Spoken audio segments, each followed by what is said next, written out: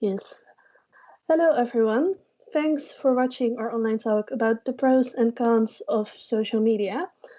I am Mayeker, and this talk is organized by Rense Utrecht, which is the Dutch United Nations Student Association in Utrecht. We also organize other activities such as drinks and parties, but every Tuesday there is an intellectual activity, and due to circumstances, these are now digital. Um, Tonight we are going to talk about the influence of social media with Rense Corten, who's a sociologist for Utrecht University and who's specialized in social media and an expert on cooperation and trust in relation to social networks. We will be answering questions about the influence of social media, the pressures that come with it, and the opportunities it brings. And the evening will go as follows. The first 30 minutes I will ask questions to Rense, and after that there's a half hour to answer your questions as well. So feel free to comment your questions so we can answer them at 8:30. And without further ado, let's start with the questions and begin with quite a broad one, which is that because we spend a lot of time these days on social media, there's the question why we do that and why we want to share things online, and why do we participate in online culture.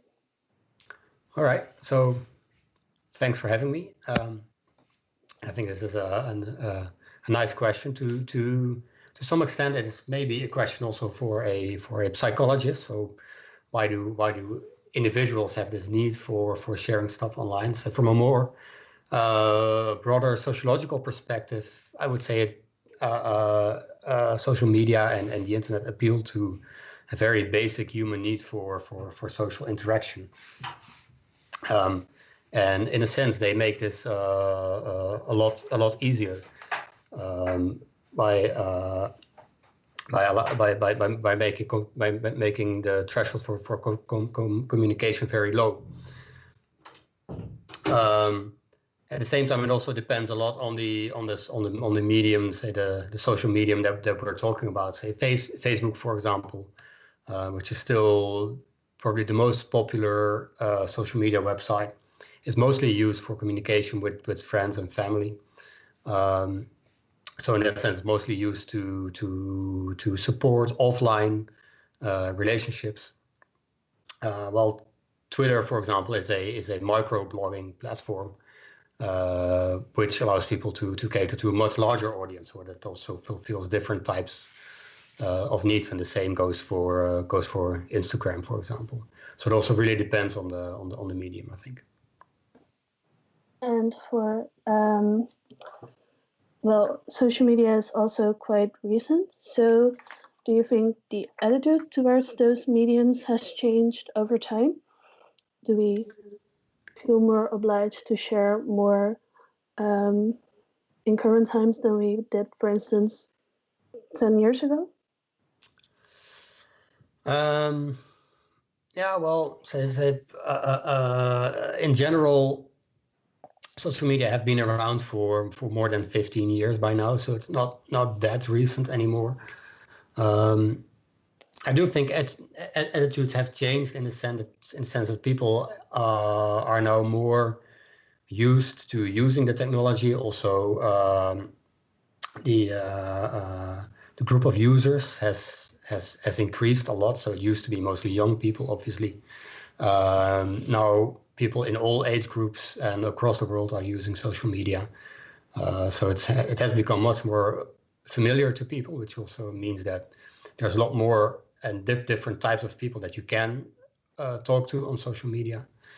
And I think one thing that has changed is that people are more aware of the risks that social media includes. So people are now very much aware that if you share something on Facebook or on Twitter or on another social media, it has the potential to become very public, to go viral, unless you actively protect what you say. And this is something that the people are now much more aware of than, say, 10 years ago, where people were not so used to these types of risks.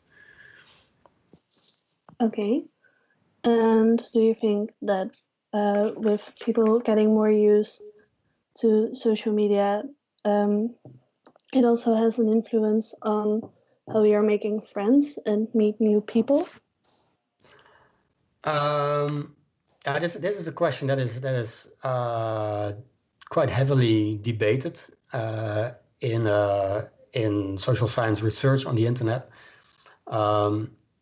In general, there's like two types of schools of thought on this issue, and that holds for a lot of research on the internet. There's something that you might call, say, the utopian school, that expects mostly positive impact of the internet on societies. Also, in this case, on the question of the impact of social media on friendships. This school of thought would predict that social media make it much easier to cross across social boundaries and to make new friends and lots of different, say, types of social contacts, which reduce segregation, etc. The more pessimistic school of thought, also sometimes called the dystopian school, is more pessimistic, obviously, and thinks that the internet and social media in particular are destroying social cohesion in society, because people now communicate much more online. This would make social relationships more superficial and less strong. And I think this latter school is the most popular. At least this is what a lot of people think, that social media are bad for you, in particular for friendship relations.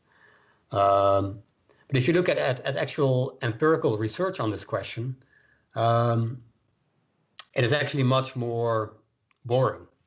So in the first place, most research shows that social media networks are very similar to offline friendship networks. For example, if you look at Facebook, in terms of segregation, it's almost exactly the same as friendship segregation in offline networks. Also in terms of, say, social network structure, these networks tend to be very similar. So yeah, in general, the online world very much mirrors the offline world. If you talk about friendship formation, so making new friends and say how friendship networks forms, then also there's no real evidence that social media usage has a strong impact on friendships. And in particular, there's no evidence for, say, a negative impact. If anything, say for the Dutch case, colleagues have shown that people who use social media more have actually larger networks, have stronger ties, communicate more with their friends. But they do have more dynamic networks, in the sense that they change their friends more often. So one explanation there might be that social media helps you to get better informed about your friends, and to choose your friends more specifically depending on your situation, your situation in life, or their situation in life. So it helps to kind of specialize friendships.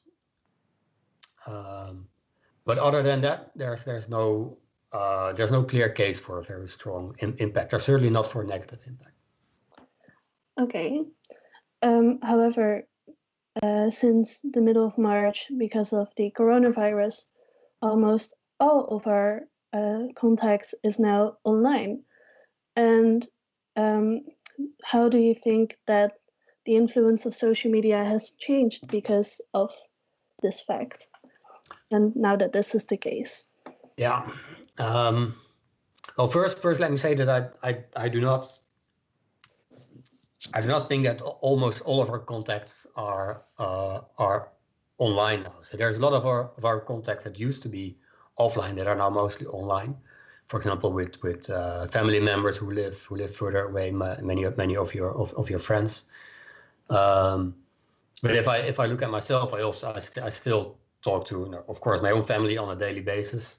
I speak to my neighbors on almost a daily basis. So there's still a lot of contact that is offline. And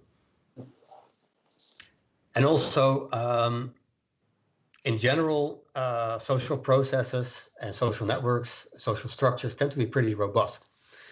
And it has been only like 6 weeks, maybe 2 months.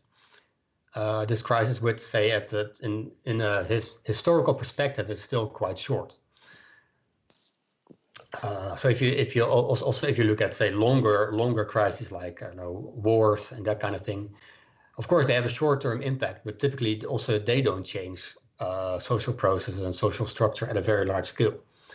So from that perspective, I don't expect things to change permanently after this crisis. One thing that might matter, though, is that because people are now indeed, as you say, using much more online media for communication, there's a lot of people who got more familiar with online media, like Zoom, like Skype, Microsoft Teams, all kinds of, say, video communication in particular. That is basically open up a new world to a lot of people. To say, take a personal example, my mother-in-law has been reading stories to my children every morning, almost on a daily basis for the past weeks, which we never did before. And now we are very familiar with it, and she learns how to use that technology, and she lives quite far away. So that is something that we will probably keep on doing. Maybe not on a daily basis, but I think there's a lot of people like that who suddenly learned a new thing because they were forced to learn it, basically. And I think a lot of these types of habits will stick. The same with working at home. So a lot of people, including me, almost everybody, I think, works at home. At least everybody who does office work. Also, a lot of that will stick, I think, because people are now very used to have video calls, to have online meetings. So now that we know that actually works, I think a lot of that is likely to stay as well. So that is, I think, one of the few things that we can expect in the short run, and maybe in the longer run that will indeed have an effect on how social networks form. But it's a bit early to say, I think. Okay. It has been only 2 months.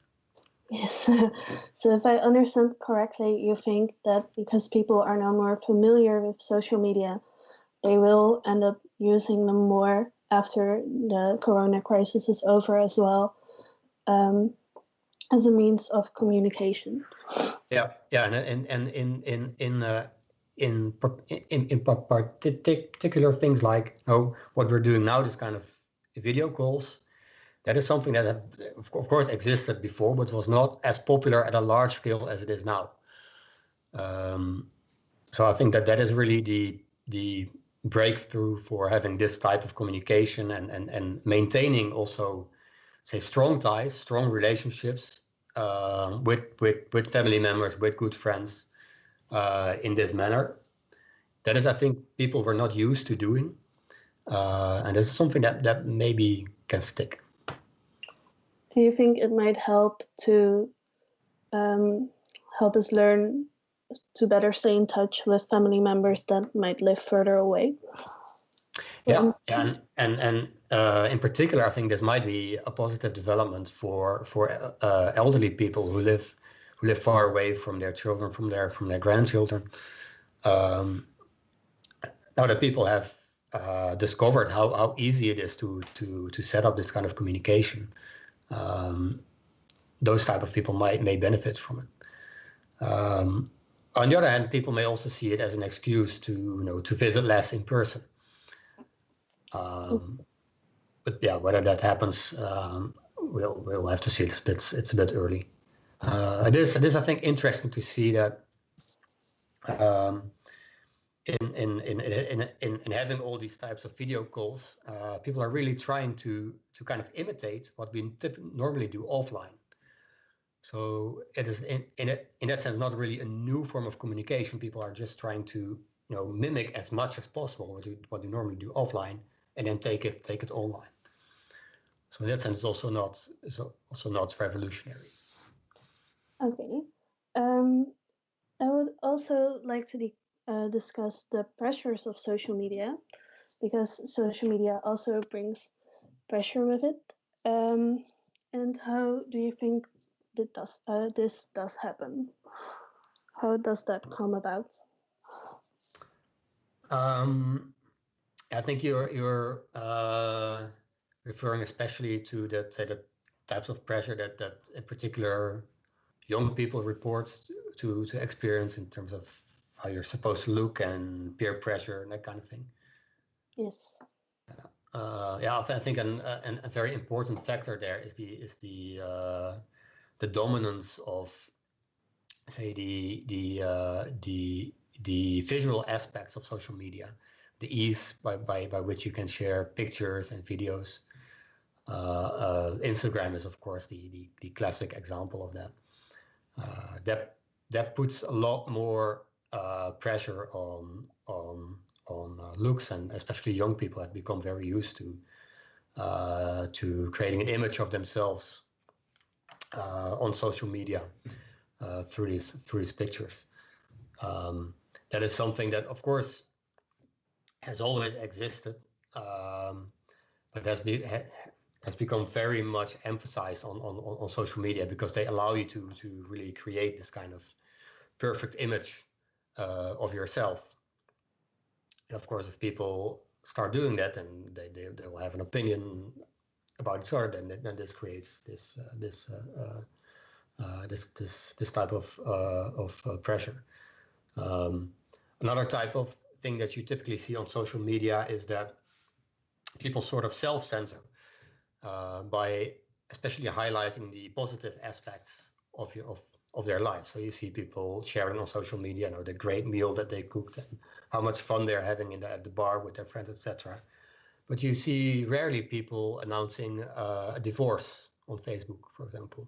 Yeah. That people typically share that in person. So it's very easy to get a very positive image of people through social media, which for people creates sometimes trouble if you compare yourself to other people on social media and you get the impression that everybody else is having these great lives with only great things happening, which of course is an unrealistic depiction of people's lives. Then this also creates kind of pressure. Okay, and because, well, currently there aren't any big events happening, so it's harder to maintain this image of only doing cool things. And do you think that this can also have a positive influence on students, for instance, for example?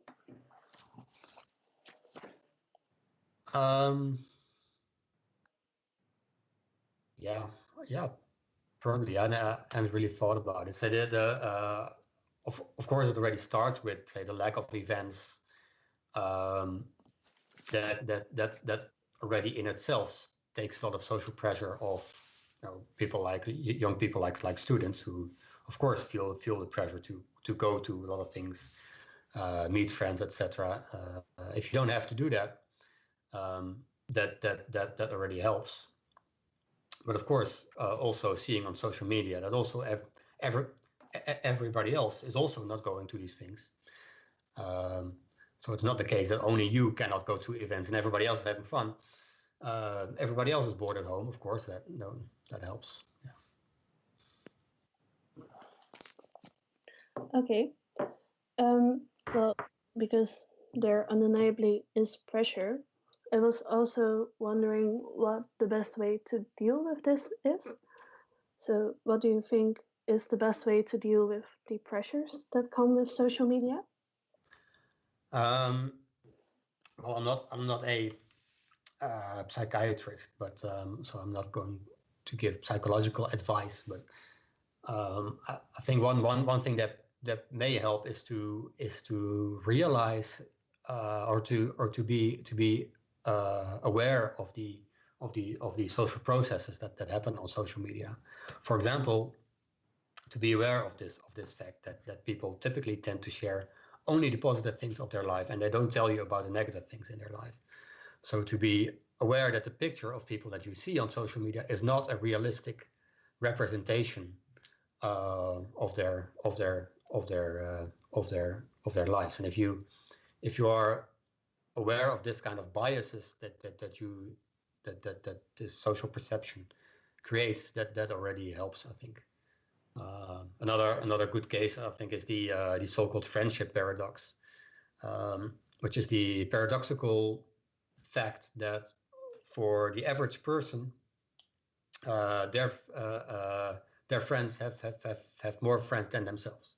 So that is true for you, it's true for me, it's true for most people, that your friends have more friends than you. Which is really counterintuitive, but mathematically proven fact. If you are not aware of that paradox, it might be really depressing to count your friends on social media and to find out that everybody else has more friends than you. Well, not everybody else, but on average, people have more friends than you. Until you are aware of why this paradox happens. Takes too long to explain here why it happens, but there's a nice mathematical model behind that. And to realize that this is actually true for everybody. It's not just you. It's not just you as less friends than their friends. It's true for most people. So if you are aware of these social processes and realize that it's not something specific about you, I think this helps against this types of pressure. So if I understand correctly, the chances of your Facebook friends, for instance, having more Facebook friends than you is true, because if people have a lot of Facebook friends, you are more likely to be one of them. Yes. Okay. And that is true for most people. Yeah, that is the core of the paradox. That's good to know. Also, the aim of social media is mostly to bring people together, but in practice, it also involves a lot of segregation. Can you explain how this comes about? And this is an idea that many people have, that social media are very segregated or polarized. Again, this is an idea that comes from the kind of, say, dystopian view on the internet in general, that it drives people apart. The more optimistic view on the internet is exactly the opposite, that it brings people together from all different kinds of spheres in society. But yeah, again, in general, from sociological research on social media networks, there's actually not a lot of evidence that social media networks are really segregated, at least not more segregated than offline networks already are. So offline friendship networks are very segregated in the sense that most people have friends mostly of people from their own group, whether these are ethnic groups or religious groups or educational groups. And that's one of the most robust findings in sociology in general, is that your friends tend to look like you in all kinds of ways. So that is true for offline networks, and of course it is true also for online networks, but there's not actually a lot of evidence that this is worse for online networks than it is for offline networks. And the same is actually true for the infamous echo chamber thing. This is also taken for granted by many people, also in the media, that this is a big problem on social media. And of course, we do know people tend to be connected on social media mostly to people who are like them. But again, this is not much worse on social media than it is already the case in offline networks. It is also the case in regular media, people tend to read newspapers that already conform with their own opinions. So overall, there's little evidence that social media contribute very strongly to this kinds of thing. Okay. And do you think and to what extent do you think social media influences our choices? For instance, on a personal level, but also in the sharing economy, which makes us buy more things? Well, in general, it is a little bit hard to study. There have been studies, for example, on voting. Very nice, very large scale experiments on Facebook that study the impact of social media on whether you vote or not. Then I do indeed find that if your friends vote, they advertise it on Facebook, then people are also more likely to vote. But these are very small effects. And of course, there's a lot of information that goes around on social media that also might influence people's choices. But at the same time, we also know that, say, the regular media are still people's most important news source. So yeah, in that sense, social media also have limited impact, I think. Where they do have, I think, a strong or potentially strong impact on people's behavior is in organizing collective action. If you look, for example, at the farmers' protests that we had this autumn and this winter, without social media, it would be really difficult to mobilize such large groups at such a large scale in so little time, like they did there. So within days, they could bring like thousands of tractors on the street. This would be really difficult without social media. This is, I think, something that has been a little bit understudied. So people are studying that more and more now. But there, yeah, you may ask whether social media are kind of destabilizing society in the sense that they can create this really large scale collective action on a very short notice. In things like Facebook groups, but also WhatsApp groups, that kind of thing. At the same time, of course, it brings also kind of power to groups who used to be powerless. So that might also be a good thing for society and democracy in general. But you also asked something about sharing economy. Can you repeat it? Yes, it's almost 8:30 as well. So I'm going to ask one more question, and after that, Sure. we can also answer the questions from the people who are watching. Of course. So if you have any questions, feel free to post them now, so we can answer them in a little bit. But I was also wondering, because an example in how social media influences our choices is the sharing economy. And what does the sharing economy mean, and how did it come about? How does it work? Yeah, typically, when I talk about sharing economy, I mean platforms like Airbnb and Uber to some extent, Couchsurfing, Snapcar, where people share stuff or share services on like a peer-to-peer basis. It's technically not the same as social media, but it is, in a broader sense, it's similar in the sense that it allows for people to have interactions mediated by some internet platform. And what is in particular interesting about the sharing economy, like for example Airbnb, is that it brings strangers together, which is something that we haven't seen at such a large scale really before. So through a website like Airbnb or or couchsurfing, which is much older actually than Airbnb. You have the capability of staying in some stranger's house, somebody that you've never met before, lives in a city across the world, and this person will prepare a bed for you and welcome you into their house for a bit of money in the case of Airbnb, or no money at all in the case of couchsurfing. And in the same way, you can, for example, on Snapcar, you can rent a car from a complete stranger, or rent out your car to a complete stranger.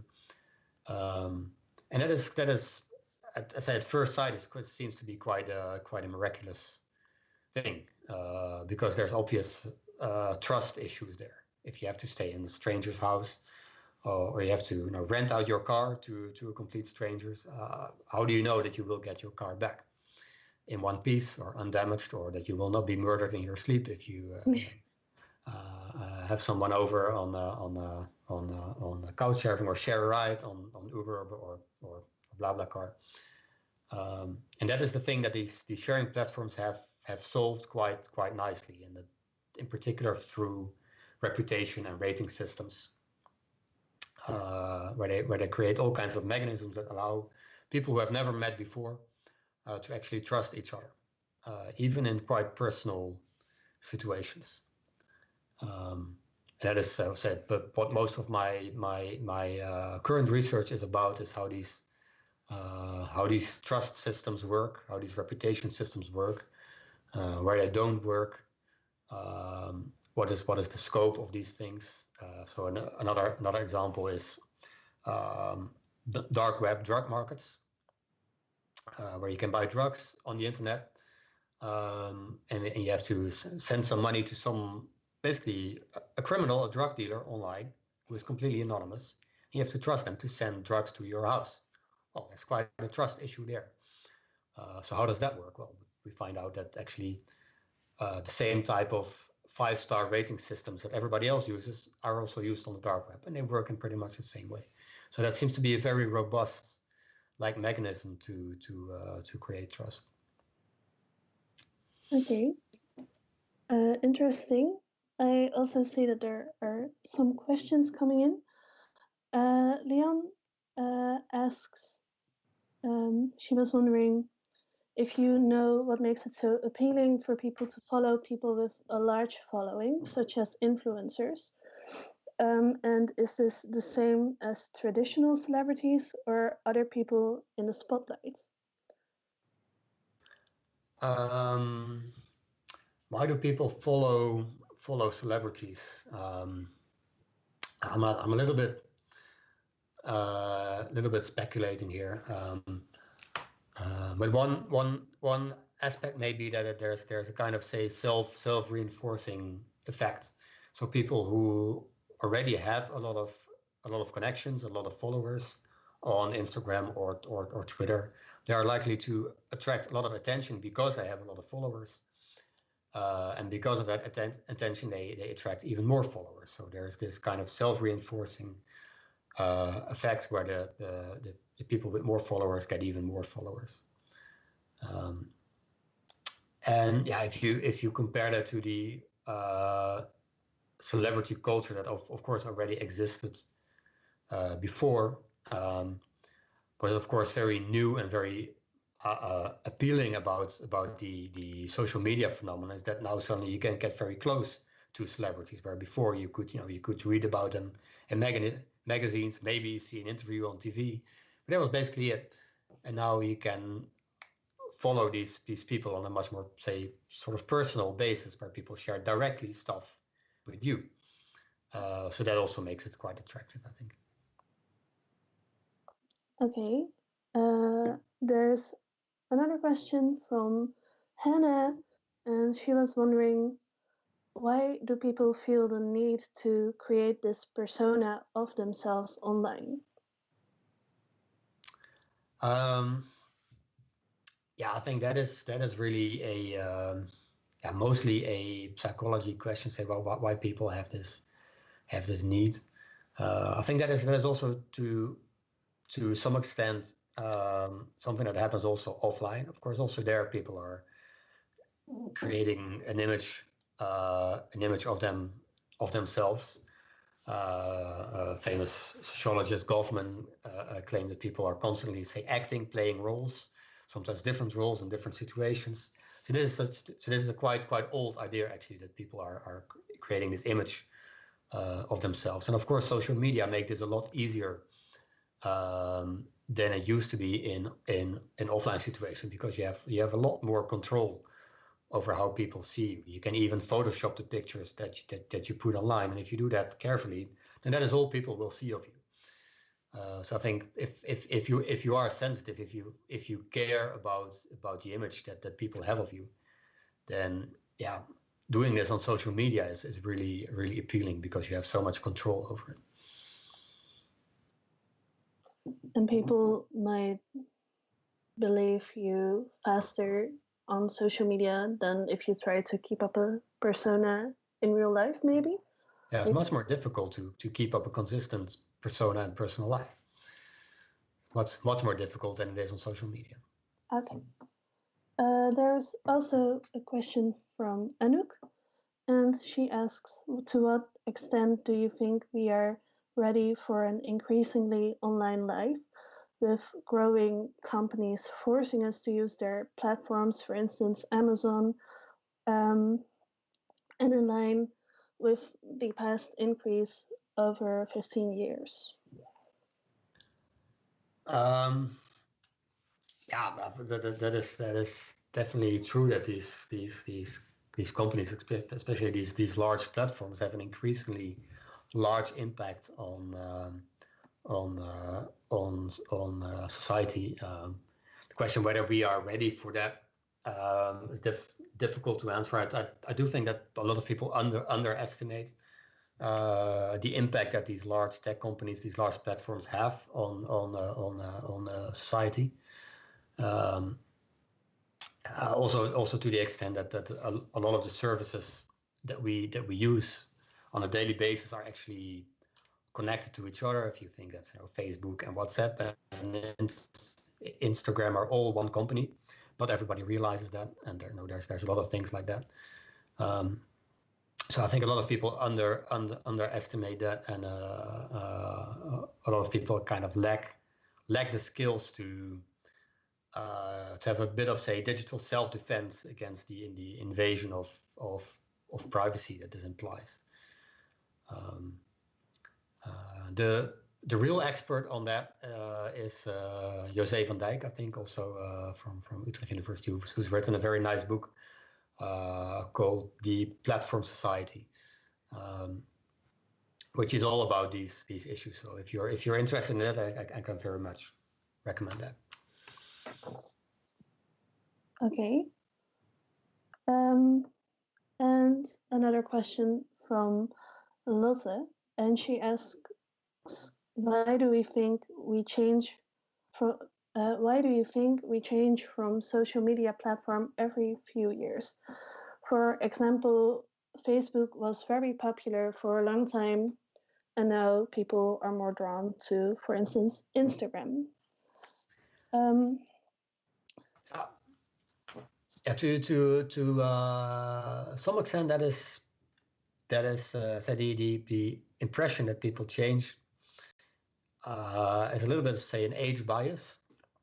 Young people change all the time, but Facebook in general is still the most popular social media platform, and is even still growing. Also in the Netherlands, I mean, it has been declining for a little bit.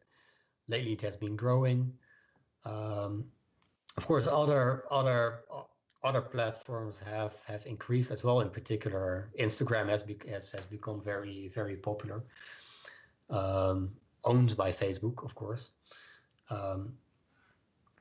But yeah, I think it's seems to be that in particular, young people tend to adopt platforms that attract mostly young people. So people in, say, your age group may be mostly on Instagram. Younger people are on TikTok. Yes. And then that might maybe the platform for that generation for a while, and then younger people will, they will look for a new platform where only people of their age are around. So maybe something else will be popular.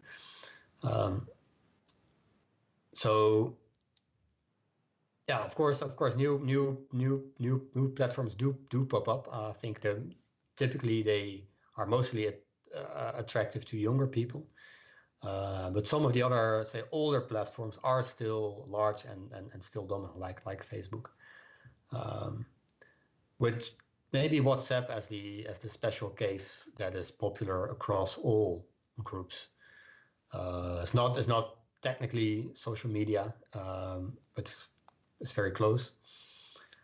But that may be the exception of something that has become popular very quickly across a lot of groups in society. But overall, the changes are not that fast. I mean, Facebook started in 2005 as one of the first, and is still the largest. Twitter is almost as old. Is still big. Instagram is relatively new, but also not that new. So yeah, if you look at it from that perspective, things don't change that fast, actually. Okay. Do you think different age groups also have different aims for using social media? For instance, my parents mostly use WhatsApp to stay in touch with family, and I use it very differently. So, do you think that this is the case? And if so, where do you think that this comes from? Yeah, I'm a little bit speculating here again, but yeah, I think people learn to use a service in a certain way. So many people, say of my age, for example, and a little bit older, they also learn to use Facebook mostly in order to maintain their offline contacts. And then if platforms start to add new features, they appeal mostly to new users and less to existing users, perhaps. And also, of course, people in different age groups simply have different needs. I think that's all I can say about it. Okay. ISO von Leeuwen asks, how come the difference between generations doesn't occur in regions? For example, why does Europe use Facebook like America, and why is there not a European alternative? Well, that's not entirely true, actually. Say in some parts of Europe, Europe in a broad sense, different platforms are popular. For example, Russia uses a different platform called VKontakte, which is like the Russian version of Facebook, which is almost as old as Facebook, I think. We are not very aware of that from the Western European perspective. But there are these kinds of regional differences. If you look at maps of how social media platforms are popular in different regions, there are differences. With China is of course a special case because the Chinese internet is kind of fenced off from the rest of the world, so they have their own versions of everything basically. But yeah, there are maybe more regional differences than you might think. Of course, what you do see is this sort of what economists call the network effect, which is that things tend to spread through networks, and especially for communication services, you want to use what your friends use. And then historically, there has been, of course, a lot more interaction also between Western Europe and the US, which creates this pressure to use the same kind of technology, the same media across these groups, simply because there's a lot more communication between Western Europe and the US than there is between Western Europe and Russia. So that allows Western Europe and Russia to be separated on different platforms. and this pressure for US and Western Europe to be on the same platform because that's simply more convenient, which then of course also reinforces the interaction patterns. That's, I think, what drives the differences mostly. Okay. Leon also asks, you've talked a bit about trust, and I was curious how one would restore an online reputation after trust had been broken.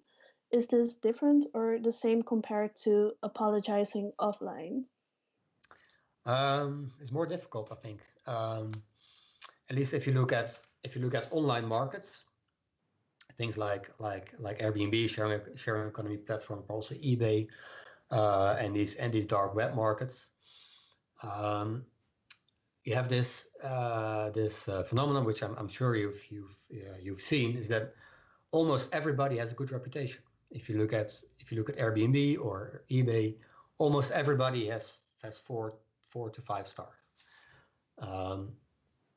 And there's a lot of explanations for that, but one of the explanations is that it is really bad to have a bad reputation in that kind of context. If you have a bad, like a 2-star review on Airbnb, you can shake it. That's basically it. Then it becomes really hard to attract any new guests or new customers, whatever the platform is. And it's really difficult to repair, and that's also what we see in most research, is that negative reviews have a much more negative, much stronger impact than positive reviews. And that is, I think, if you compare it to offline relationships, that's partly due to the kind of, say, network effect where online reputations are shared among a very large audience and have a very strong impact. Where in offline relationships, if you do something bad, then it may spread to a few people, but hopefully not too many, and certainly not the entire world at once.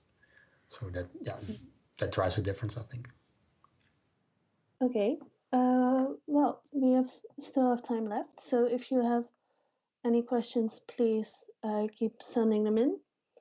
I was also wondering,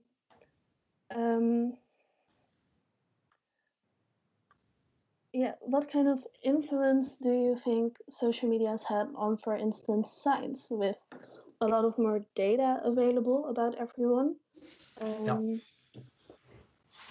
How does this work, and what kind of influence does this have?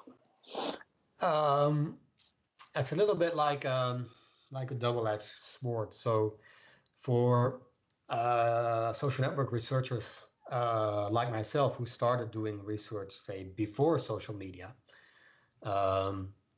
initially this seemed like a gold mine of data. Social networks research used to be on a very small scale. So, for example, you study a classroom and you hand out questionnaires and you ask everybody about all their friendships in the group, and then you can make a nice complete picture of the entire network in the class. But using that kind of method, you can only study networks at a very small scale. Or you would send out questionnaires to a sample of, say, 1,000 people from the Netherlands, and you ask them about their friendships, and then you have nice representative pictures of what networks at the individual level look like. But you cannot study networks at a larger scale. And social media suddenly gave this opportunity to study networks at a very, very large scale, at a society level scale. So that's, for example, what I have done with the Hives network. If you still remember what Hives was.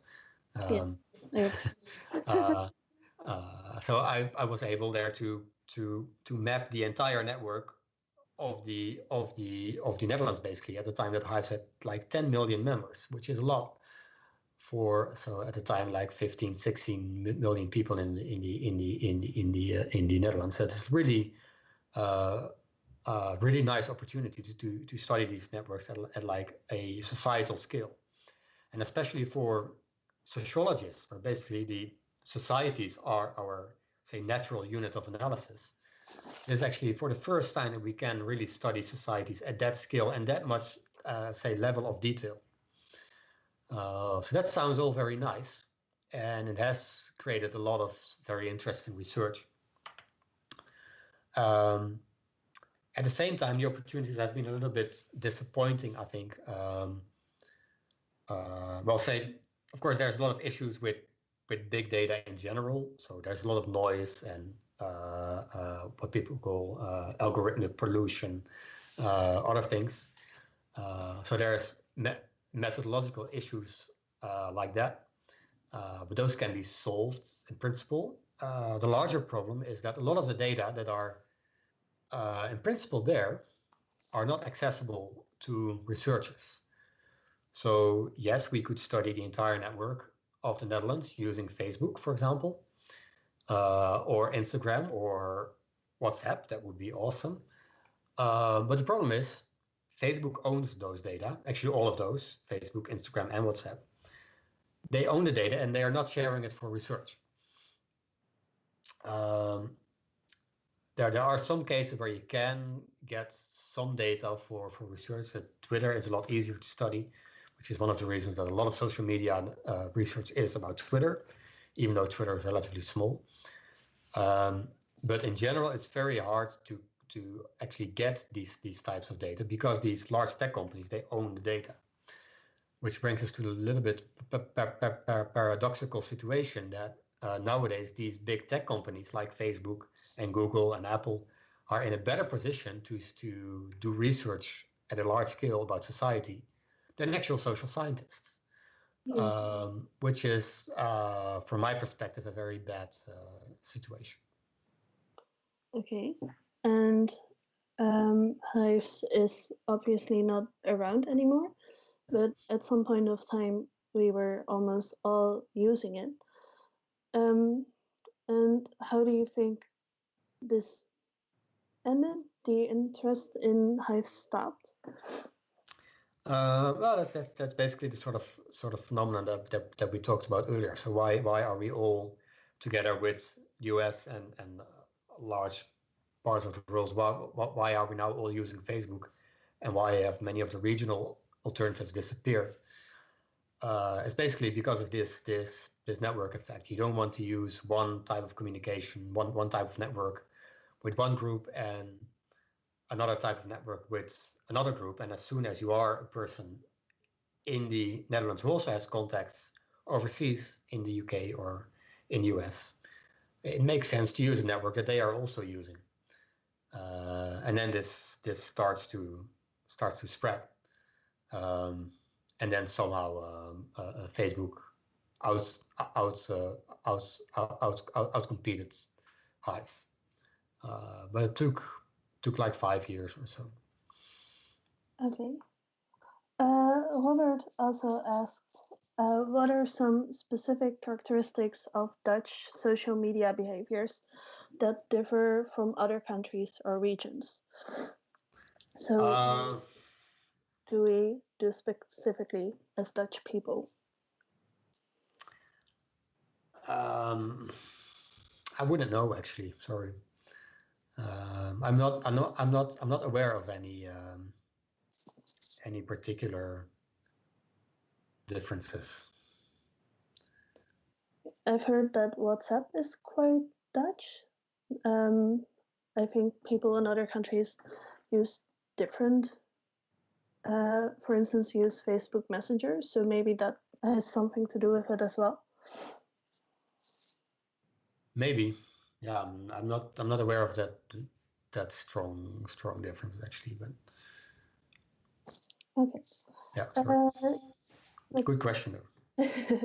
You were also talking about how, like for instance, Facebook can do better social research than, for instance, actual social researchers, and that is a problem. Um, and are there any other improvements you would like to see online? Yeah, I think this is is something say what's of course from a professional perspective is highest on my list is having better access to research data. So that the issue that I mentioned, not just because as a social scientist I would really love to work with those data, but also from a more, say, societal perspective, I think it's a bad thing that these tech companies are in this advantaged position that they know more about society than, say, the rest of the public, basically, including social scientists. So I think that would be good for everybody if those data are more become more accessible. In general, I think something that from also a more personal level, I would love to see is in general also a bit more independence from these large companies. So a lot of people use the same companies for a lot of services. So you also including me, like Gmail for email, Google Calendar for your calendar, Google Maps for navigation, etc., etc. All your eggs in one basket, which is quite risky also from a privacy perspective. And you also see it quite clearly now, I think, what a slippery slope that is now that we are in this crisis, and people are talking about whether we should use Google data or Facebook data or other data to track the virus, to track people's movements or not. So it now becomes a lot easier to imagine that if you have a change of regime, a change of government, which cares less about privacy than governments that we have now, it actually is quite risky for all of us to have all our data in one basket with these companies. So I think it would be a good development if people become more the owners of their own data. And a more, say, decentralized version of these services where you are in charge of your own data rather than having to hand everything over. Okay. I think we are almost out of time. So if you have any last minute questions, you can ask them now. But there's also a question from Anouk, and she asks, do you believe this large company data will ever be more broadly available? So Facebook will make their data available to, for instance, social researchers. Well, they are to some extent. They have this project now called Social Science One, where they make data available for research. It's quite limited and selective, but it's mostly on the topic of, say, misinformation and impact on elections and that kind of thing, where Facebook really got in trouble. So that is an issue where they actually need some help, apparently. And there's also strong pressure on them to become more transparent. So apparently on that topic they kind of feel the heat and they try to become more transparent. And I know some people at Facebook, and they are actually nice people with good intentions who really want to help social scientists. So it's not the case, necessarily everybody is evil there, but that's not my point. But of course it is difficult for them because the data are also their main capital. That is really their business model. So yeah, there seems to be a tendency for them to become more open, at least for Facebook. But it takes a lot of outside pressure to do this. Okay. And what kind of pressure do you think Facebook will need to eventually do this? Well, maybe at some point it needs to be needs to be legal pressure, but that's a little bit outside my expertise to argue for that. But but from my observation, is that they are not very eager to share data, and I can blame them for that. I mean, that is processing data is their business model. So maybe if they change their business model, they may also be more open to sharing data. Okay, thank you very much. Unfortunately, that's all the time we have for today. Thank you very much, Rense, for answering all of our questions and the interesting talk. And thank you to everyone for asking questions. We will, and watching, of course. We will be back next week, same time, same YouTube channel or Facebook page, with a new talk. So we hope to see you then. And for now, have a nice evening, everyone. Thank you. Thanks for having me.